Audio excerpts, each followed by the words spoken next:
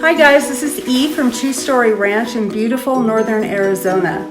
Today we're going to be doing a tutorial and I'm going to show you how to make healthy, well-balanced dog food that your dogs will go crazy for on a budget. I cook for 4 dogs, 2 big dogs, 2 smaller dogs for $100 a month or less. So grab an apron. No, really grab an apron because I can't tell you how many shirts I've ruined doing this, and we'll get started.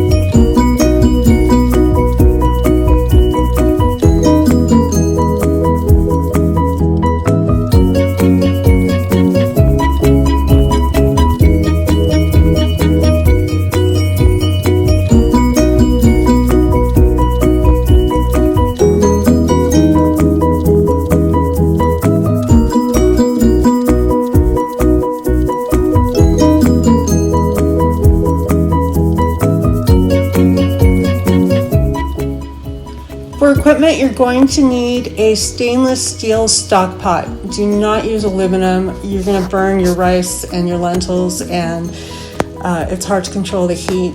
Stainless steel is the way to go. It's easy to clean. It distributes the heat evenly. This one is a 20 quart, and this one is a 24 quart. I got them at Ross and or TJ Maxx. I think they were $20 to $30.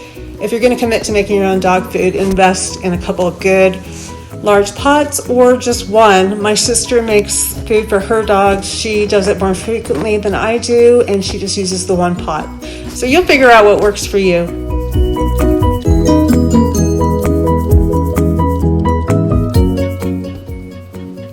Two other appliances that are very helpful but not necessary by any means is a stand mixer. It's great for shredding your chicken breast, and I'll show you when we get to that. And a food processor. If you don't want to chop your sweet potatoes, and your apples, you can just shred them in this and throw it in your pot. It's good for dogs that are older and don't have strong teeth because they will turn to mush pretty much.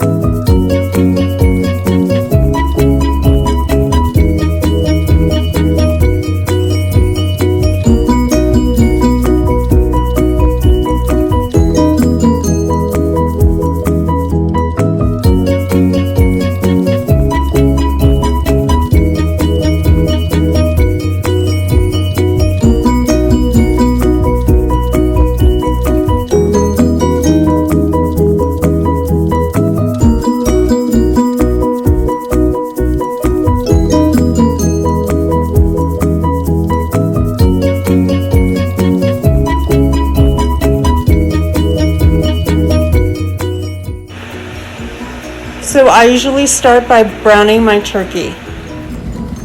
Okay, so while my turkey is browning, I'm going to add my chicken breast to one of the stock pots. Chicken breasts are in the pot. Just cover with fresh cold water to cover. Okay, so we're going to turn on the heat and we're going to let these chicken breasts come to a boil and then simmer for about 25 minutes until they're cooked. And then you can also add your green tea. I just rip open the tea bags and just dump them in. I usually do 4 or 5.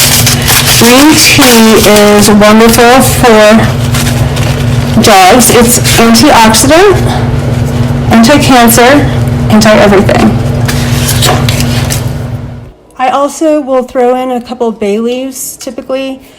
I don't know why I do it. It's not like they are gourmets. My dogs eat horse poop and chicken poop, so I just do it for myself. I think it makes every soup or stew better. So drain your turkey, get all that fat off. You don't need to have one of these pots, but boy, are they handy. Okay, so I'm going to set my turkey to the side until the chicken is done, and I'm going to add it to the pot once I shred the chicken. I don't bother picking through them or washing them because they're dogs and they don't really care. Fresh cold water to cover. I don't know, there's about 12 cups of water in here. You're probably going to need to add more as we go on. This is super important. You're going to want to add a couple of good shots of olive oil, or your rice and your lentils are going to stick to the bottom of the pot and burn, and it's no fun cleaning the pot when that happens. Olive oil is very healthy. Okay, then we're going to add our rice. That's 2 pounds of rice. You don't need to use rice, but my dogs love it. It's not bad for them, and it really stretches your food dollars a long way. Give it a stir, cover with fresh cold water, and you're going to bring everything to a boil, and then you're going to let it simmer for about 45 minutes. Okay, at this point you want to keep your electric kettle going full with super hot water, because those lentils and rice are going to soak up a ton of water. You're going to need to keep adding water or they'll burn and stick, even with the olive oil. So just keep adding as needed, and if you're adding hot water, then you're not cooling down the whole thing and slowing down your whole cooking process. Okay, so you can see how much all these lentils and rice expand. I'm going to add some more hot water.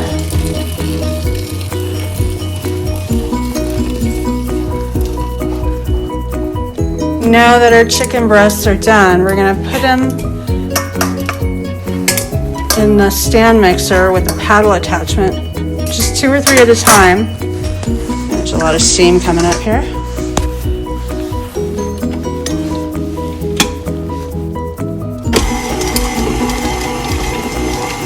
And this will shred them perfectly. If you don't have a stand mixer, you can just put them on a cutting board and chop them up with your chef's knife.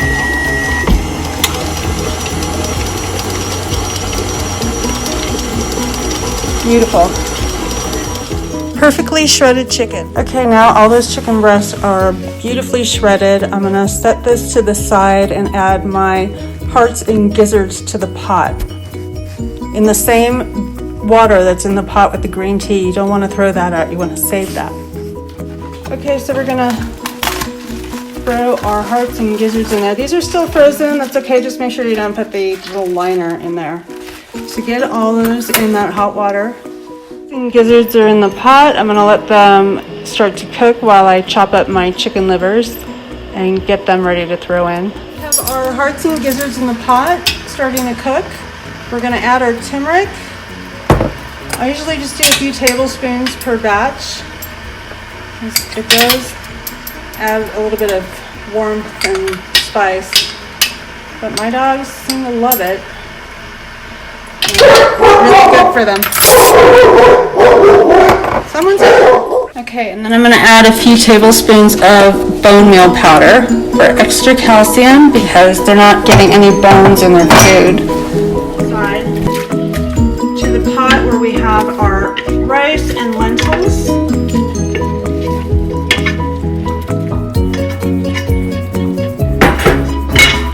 And we're going to add our chicken back as well.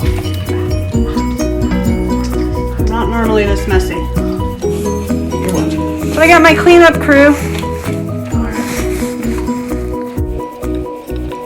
So I have my turkey and my chicken that we shredded in the pot with the rice and the lentils, and I'm gonna leave this for a few minutes so I can run to the garage and get my frozen veggies that I'm gonna add to this.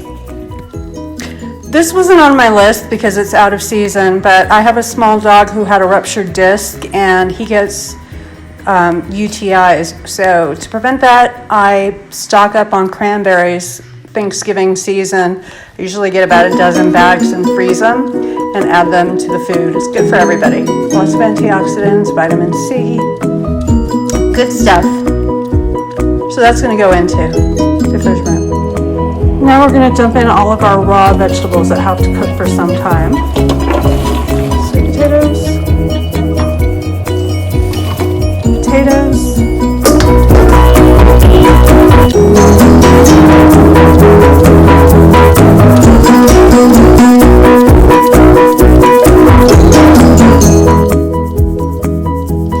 Alright, so you want to chop your liver up while it's still partially frozen. I just put these in the freezer for a couple hours before I started making this dog food, and it comes out just like that. And you're just gonna take your knife, keep your knife sharp. You're gonna be doing a lot of chopping the day you make dog food. The liver's really rich, so I want to cut it pretty small so it permeates all of the food because they go crazy for liver. They're not getting huge chunks of it in any one sitting. It's a lot easier to do this if it's a little bit frozen.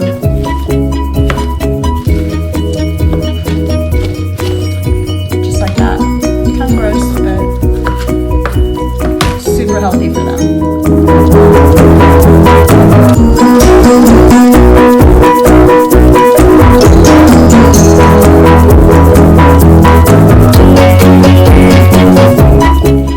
Okay, so now we have all of our raw fruits and veg in the pot. I'm gonna cover it and let it cook down a little bit until the sweet potatoes and the potatoes have softened, and then we'll add our liver, and I don't think we'll have any more room in this pot. And then dump your liver into whichever pot you have some room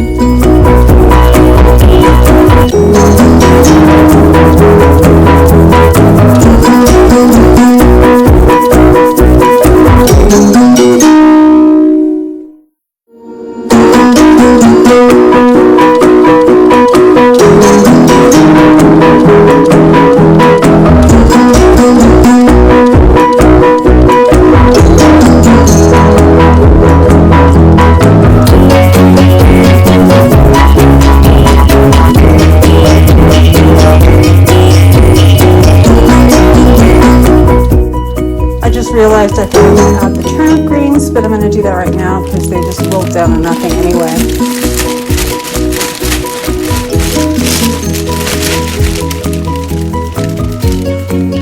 Put a lid on and they will wilt pretty quick. And look at this gorgeous pot of healthy, beautiful dog food. Alright, so these are both done.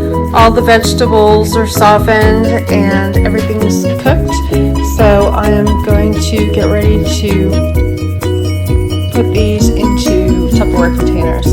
I usually do a couple of spoons from one, a couple of spoons from that one, so on until they're full. The Tupperware containers are 72 ounce or 9 cups. I go through one every 2 days. I go through half of one of these containers a day.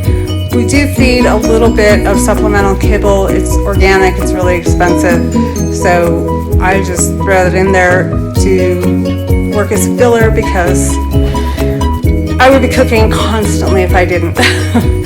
But most of what they're eating is super healthy. You're going to see shiny eyes, bright eyes, healthy skin and hair. They do really well on natural food. It's what they were meant to eat. So then I just take a couple of spoonfuls from one, a couple of spoonfuls from the other side. So we get a nice mix of everything.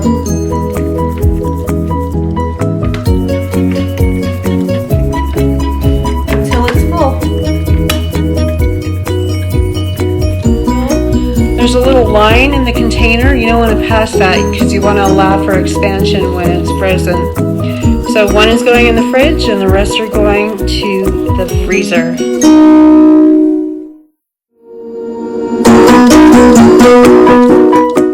Alright, so now that we're done, see, it's really not that difficult. It's not an exact thing. It's not like baking. Your dogs are going to love anything that you make for them, and anything that you make for them is going to be exponentially better than anything you can buy at the pet store. If you like this video, please share it with your friends and family that might be interested in cooking for their dogs. And hit subscribe. I'm going to be making all natural healthy dog biscuits next week. I made them for Christmas, this past Christmas, for friends and family that have dogs, and they were a big hit. So we'll be doing that, and see you guys next week. So we keep chickens here, and they get a fresh egg on their food every morning. Eggs are perfect food. They love it. Super healthy. And I've had friends ask, do these guys get bored eating the same food? I've been doing this for 11 years